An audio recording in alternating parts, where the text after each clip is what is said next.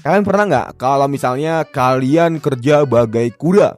Kalian kerja benar-benar 24 jam tanpa henti. Bahkan bisa dibilang melebihi jam kapasitas yang seharusnya udah disepakati. Contohnya, teman-teman di sini mungkin ada yang kerja cuma 9 to 5, tapi kadang bosnya itu atau atasan kalian tuh banyak yang ngasih kalian kerjaan tambahan yang dimana seharusnya kalian itu udah balik atau pulang jam 5, tapi ya tahu sendiri bisa jam 7, jam 8, bahkan 9 to 5 itu cuman ada di kesepakatan atau surat waktu kita awal-awal perjanjian cuy. Selebihnya udah fleksibel aja. Jarang banget tuh kalau teman-teman lihat tuh, kalau misalnya apalagi Gen Z ya, yang dia baru keluar fresh graduate kerja, tentunya akan menjadi incaran-incaran senior untuk apa? Untuk diperbudakin ya cuy. Hello guys, welcome in Bang Ari Janong. Jadi kali ini aku mau sharing kalian apa sih istilah perbudakan modern di zaman sekarang. Tentunya tanpa kalian sadari, apalagi teman-teman di sini bekerja di budak korporat atau nggak di kantoran atau nggak dimanapun itu berada lah pokoknya lah. Intinya teman-teman kerja sama atasan atau ya bisa dibilang teman-teman menjadi bawahan. Tentunya istilah perbudakan modern ini tuh banyak banget terjadi sama orang-orang yang baru lulus fresh graduate. Bahkan ya temen gue ini baru lulus, gila cuy, kerjanya itu benar-benar 12 jam. Ya tapi tahu sendiri dia itu kerja 12 jam karena apa? Karena dia itu dikasih kayak mes gitu sama bosnya. Dia dikasih mes, dikasih makan sehari sekali. Habis itu kerjanya dari jam 8 sampai jam 8 malam, 8 pagi sampai jam 8 malam. Habis itu ya itu cuma perjanjian di atas kertas aja tuh 8 malam. Selebihnya mah dia baru kelar jam 10 malam, baru kelar jam 11 malam. Bahkan ya dia bisa dibilang kerjanya itu ya udah freshnya itu atau istirahatnya itu cuman waktu malam hari doang. Dan yang lebih parah, sebulan sekali libur doang. Tentunya lu gak salah denger.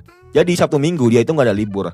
Nah gila cuy, bayangin aja lu sehari 12 jam, habis itu lu kerja setiap hari dan sebulan lu libur cuman sekali ya cuy. Jadi lu harus pulang datang ke kantor, pulang ke kantor, ngabisin bensin segala macem. Dan yang lebih parah, gajinya enggak nyampe UMR, bahkan setengahnya aja enggak nyampe cuy. Gila. Ini namanya perbudakan modern. Bisa dibilang ya lu kayak bahasanya gini guys ya, lu udah ngasih tenaga yang benar effort banget, udah lebih banget, udah over banget, tapi lu malah digaji dengan nggak manusiawi. Ya ujung-ujungnya karyawannya bakal keluar, bakal nggak betah segala macam ya, dan itu wajar. Nah kebanyakan bos-bos seperti ini mereka itu yang milenial. Yang kenapa? Karena tar dulu bentar.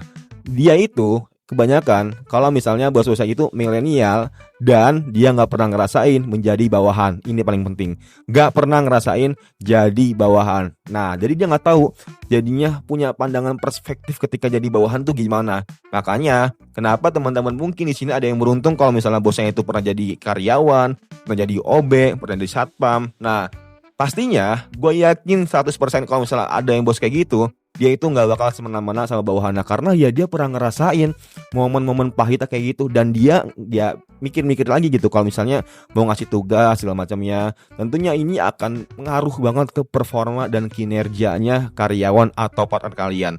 Makanya istilah perbudakan modern ini sangat real banget di zaman sekarang. Dan teman-teman, kalau misalnya cara menghadapi dan solusinya, gue satu sih, lu banyakin tabungan. Habis itu keluar keluar. Karena apa? Karena ini bisa dibilang sayang banget cuy.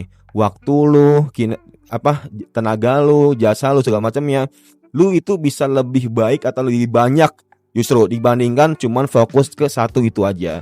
Nah makanya buat teman-teman di sini yang masih ngerasa perbudakan modern, coba tulis di kolom komentar. Gue mau tahu seberapa pengalamannya kalian dihina, dicaci maki, diperbudak pokoknya lah sama atasan kalian. Coba tulis di kolom komentar. Gue yakin di sini pasti ada yang kontra juga. Nah kalau kontra tandanya lu atasannya cuy, lu atasannya yang nyuruh bawahan lu kayak gitu. Coba tulis di kolom komentar. Gue udah gak sabar banget dengerin atau baca pendapat lu satu-satu.